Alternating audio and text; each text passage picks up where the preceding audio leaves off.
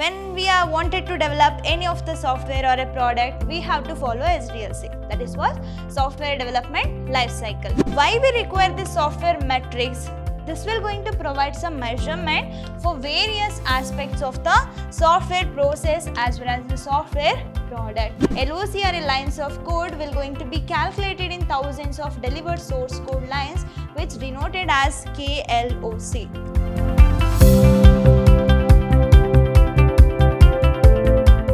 Hello everybody, a warm welcome to one and all. Welcome back to the session 4 of Unit 2, and we are in the B.C.A 6th semester subject called Software Engineering. I am Rohini TS, Department of Computer Science, Vidhyaashram, first grade college, the Temple of Excellence, MYSURU.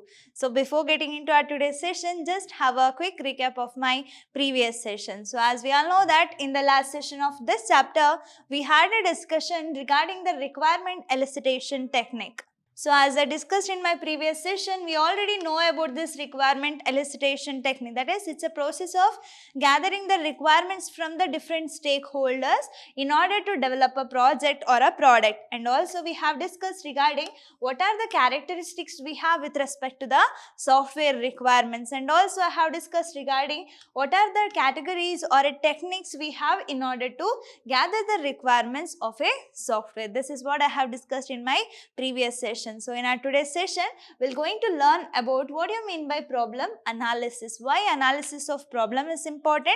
Along with that, we'll see what are the stages of problem solving we have. And then we'll see about the software metrics and measures along with its example, and then types of that software metrics, and also we'll see about the monitoring and control. Then what about this monitoring and controlling process is all about? That is what I will be discussing in my today's session. So now we'll see about the problem analysis first. So as we all know that when we are wanted to develop any of the software or a product, we have to follow SDLC. That is what?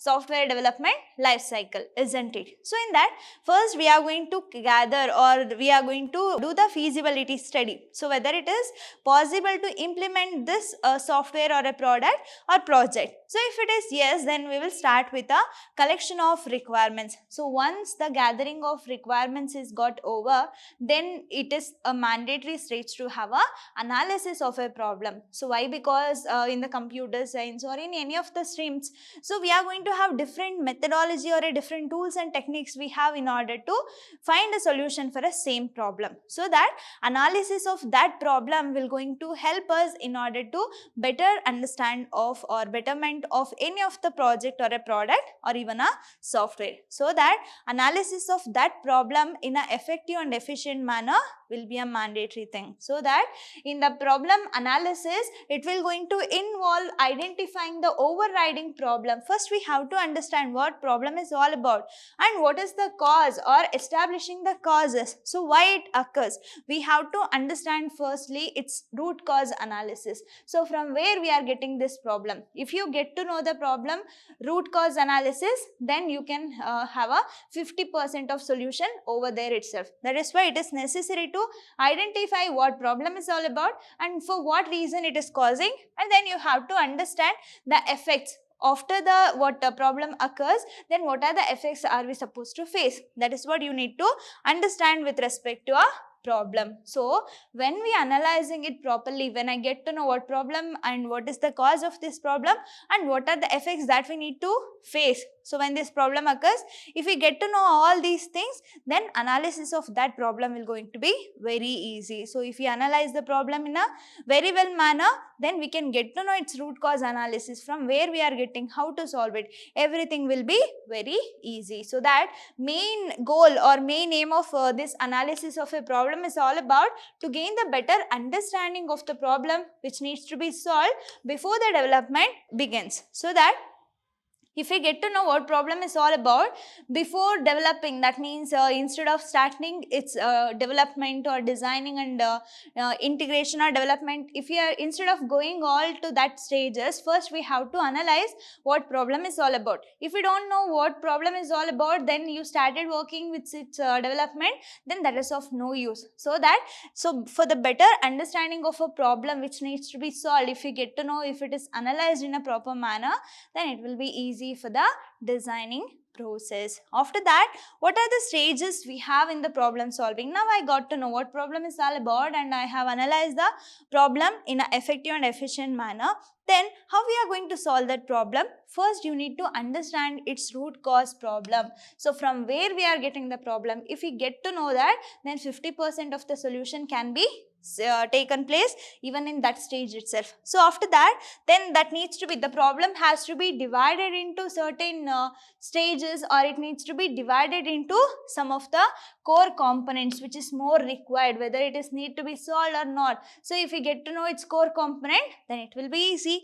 After that, prioritizing the solution. So if we have 5 kinds of solution, in order to solve the same problem, then we have to prioritize based on its time and based on the space it is taking. So based on certain parameter, we are going to prioritize the solution. Amongst that, we have to do the analysis. So it has to conduct the analysis. In the analysis, we are just going to have a choosing of a better solution for a given problem. Then they are going to sell the recommendation internally, like this is what the solution, or this is what the answer for this problem. So if we have chosen that problem, then it would be easy for the development of a software project or even as a product. So this is regarding stages of problem solving. So after that, we'll see about the next topic, that is related to software metrics and measures. Already you know something about this software measures and metrics. What are the types of software measures we have? It can be related to project, process or a product. So now we'll see what do you mean by this software metrics and measurement. So that in the first one we have a software measures. So for what purpose we are going to have the software measures? How can I qualify any software as a standard software? When it is satisfying certain parameter, then only we can say that software quality is good, right? So we have to measure the software quality as a process of quantifying and symbolizing the various attributes and aspects of the software. Based on certain attributes or parameters, or based on the aspects of a software, we are going to identify it and we are going to quantify it along with a symbolizing. That means we are symbolizing that the product or a project or a software is good, but that too by based on certain attributes as well as certain aspects of a software. Then why we require this software metrics? This will going to provide some measurement for various aspects of the software process as well as the software product. In order to qualify any of the software as a productive one and qualitative one, there we are going to have this software metrics. This will going to help us to measure the various aspects of a software process. It can be in the terms of cost, time and efforts it's required, and what about its budget and how much time it will require in order to complete that project or a product. So by understanding all those things, we can say that as a software metrics. So it can be related to software product or a software process. Then what is the mandatory thing, or why we are supposed to use this software metrics and measures? Mainly in order to control the software development process, and also the software metrics and measurement will be very helpful in order to keep or to quantify or to qualify the ultimate product excellence. So that if you wanted to get to know the quality of a product, project or even a process, then it is necessary to have this software metrics as well as the software measurements. And there is a saying that according to this Tom DeMarco, he has said that you cannot control what you cannot measure. So that if you wanted to control the quality of a software, then it needs to be measurable. That is what here. So you cannot control what you cannot measure. So by understanding this, we need to improve the quality of a software. So that then what are the types of software metrics you have here? Here you can see the clear picture regarding the classification of the software metrics. So in this we have a product metrics and also we have a process metrics, right? Already you know the metrics or a measurement which is related to the process or activities which is taking place, that is what process metrics. If it is related to product, then that is product metrics. Under that we have a static metrics and dynamic metrics. So under the product metrics we have a static as well as the dynamic. So in the static metrics we have several type of classification here. It may be related to size metrics like number of lines of code, and also design metrics. What are the types of methodology or design tools and techniques we are using in order to represent that quality, and also we have a control flow metrics. So in this, it specifies the number of function count, how many functions you are using in order to find a solution for that one. And also under that size metrics, we have a LOC, that is lines of code, and we have a token count, then function count, and function count can be n number. So it will be based on the size of a function. And also here we have a information metrics, weighted metrics, data structures metrics, software science metrics, and also we have a testability, and based on the Henry and Kafura, we have several types. This is how this software metrics will going to be classified. We'll see each type. As of now here, first we have a size matrix. As I told earlier, LOC is all about lines of code. So if you consider the solution of any problem, it can be what different kinds of solution we have for the same problem. In that, whatever the number of lines of code we have will also going to be mattered a lot. So that we have to choose the less number of code, but it needs to be very effective and efficient enough in order to find the solution. So that LOC or lines of code will going to be calculated in thousands of delivered source code lines, which denoted as KLOC. So that here we have a source code. That means a code which is written by the programmer. The person one who has going to written by its own will be called as what? Source code. But computer can't understand the source code. That needs to be converted into object code or a machine code. So whenever the number of lines of code we are going to write will be considered as a LOC, that is lines of code. So that if it is higher or if it is getting bigger and bigger, then also you can expect the complexity of a software will be very high.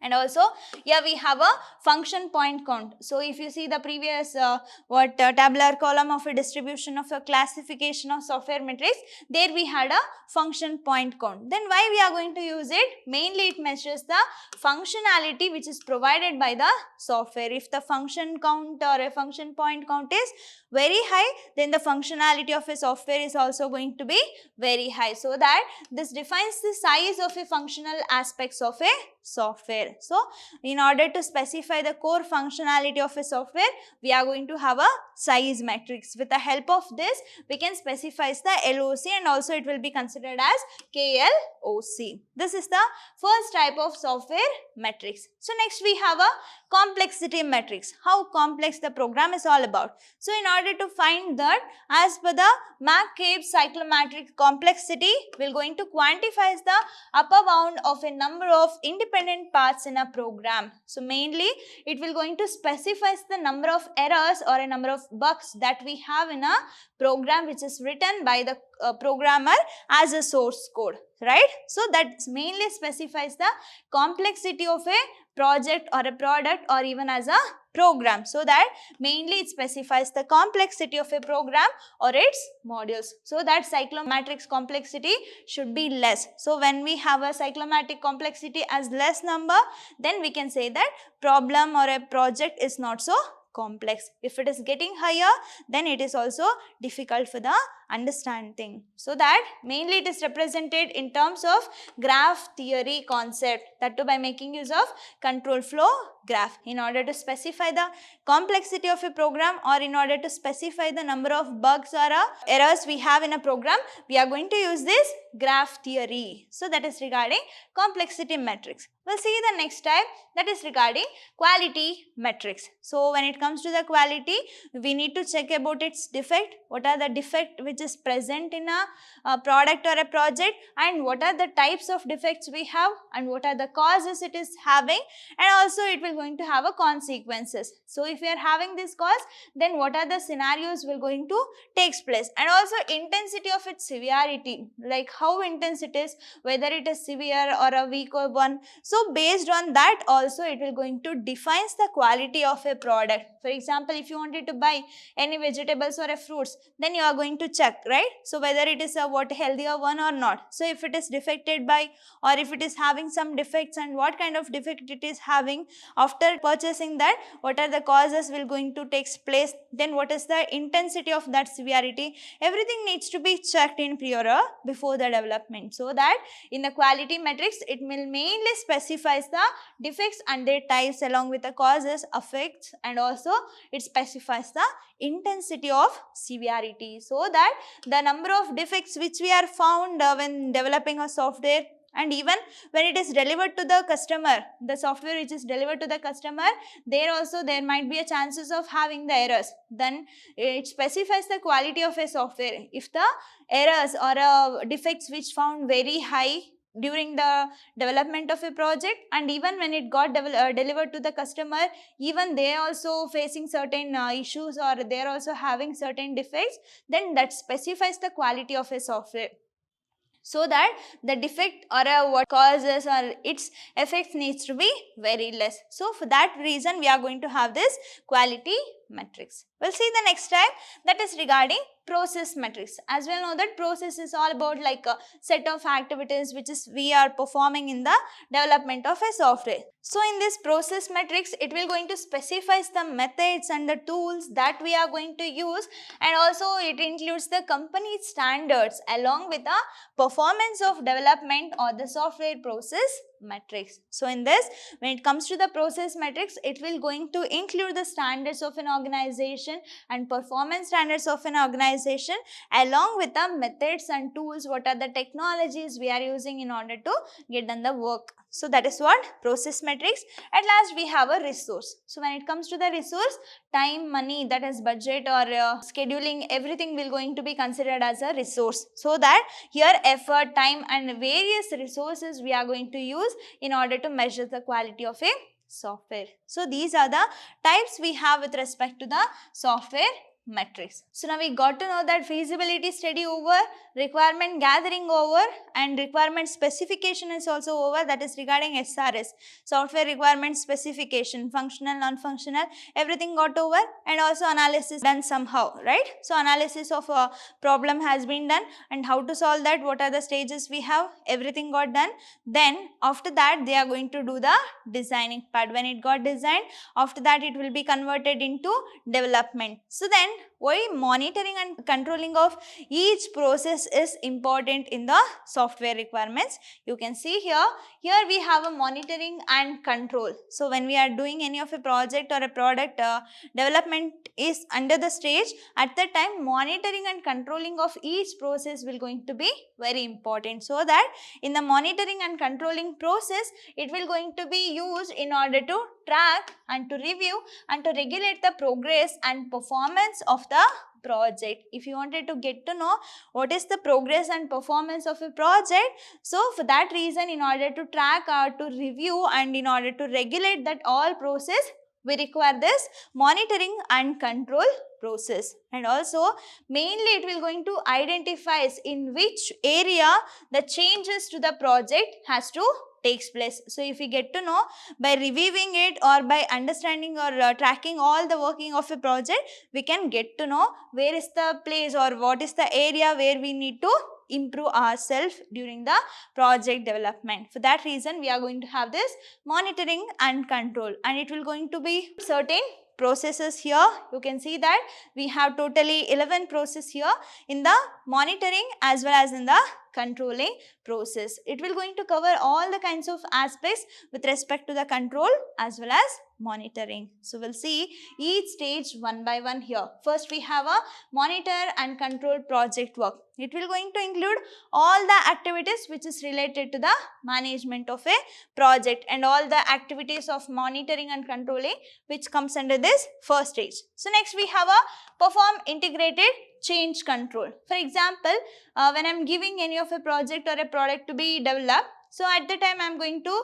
give the time as 2 months and budget as 2 lakh. So if I wanted to change the budget or if I wanted to change the timings, then they have to communicate with all the stakeholders, so that when the functions involved in making a changes to the project plan, when the changes to the schedule, cost or any other area of a project management plans are necessary, then the program is changed and reapproved by the project sponsors. So when the development team is approaching us like we require more time or we require more cost, our effort will be very less, effort will be very high. So if they wanted to do any of the changes with respect to the project or a product, whatever we have given for the development, then they have to take a permission. That is what perform integrated change control.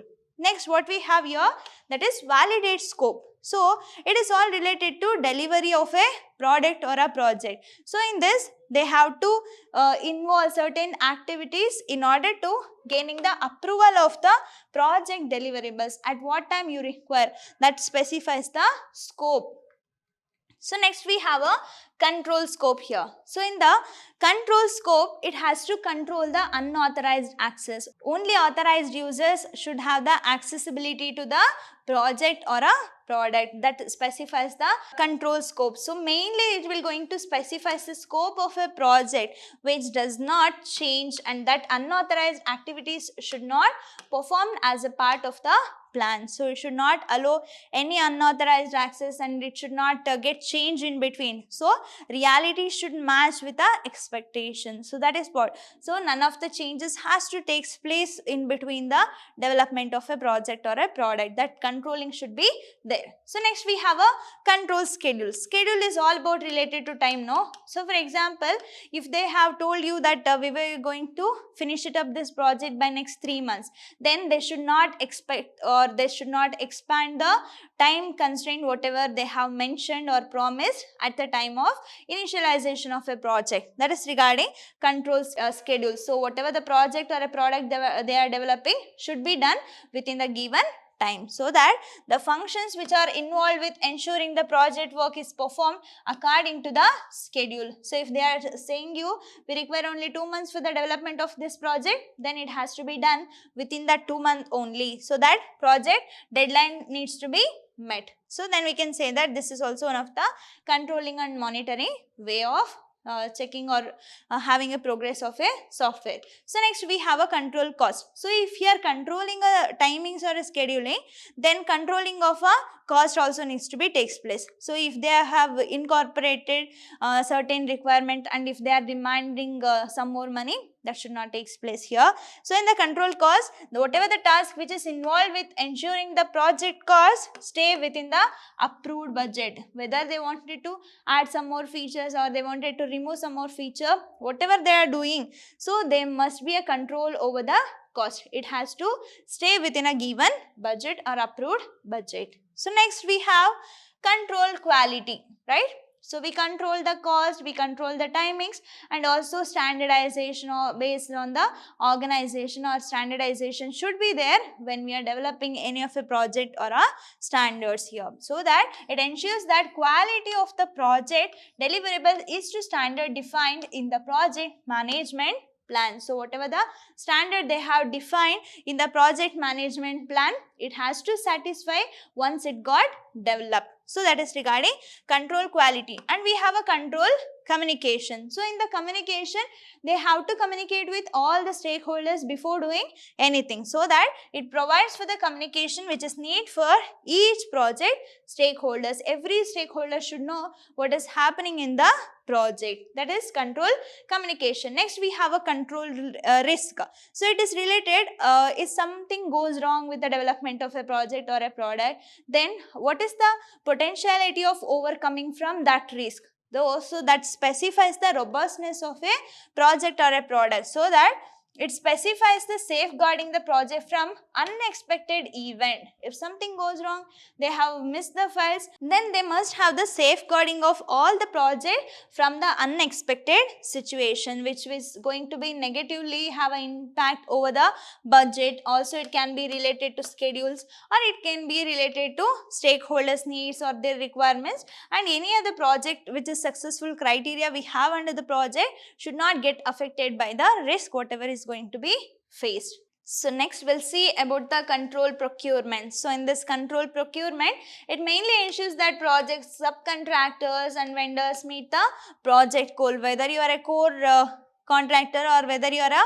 co-stakeholder of a project, or a sub-coordinator, or a subcontractor, or even a vendor, whatever you can be. So they have to meet the goals and standards of a project. At last, we have a control stakeholders engagement. So here the reality or what expectation we have should match with the reality. So at last, once everything is done with a software development or a project development, the user or whatever the stakeholders we have in that particular project should left with a satisfied thing. So they have to left satisfied with an project work which is done by particular organization or a company. So these are the things which comes under the controlling and monitoring of the processes what we have in the development of a project. So if we follow all these stages, then we are going to have a controlling and measurement of all the controls over the 360 view of a development of project. It's all about today's session. I hope you all understood. Let me meet you in the next session. In the coming section, we're going to learn about software prototyping, what software prototyping is all about, and what are the techniques we have in order to do that prototyping. That is what I will be discussing in my coming session. Until that, keep learning, keep on growing. Thank you.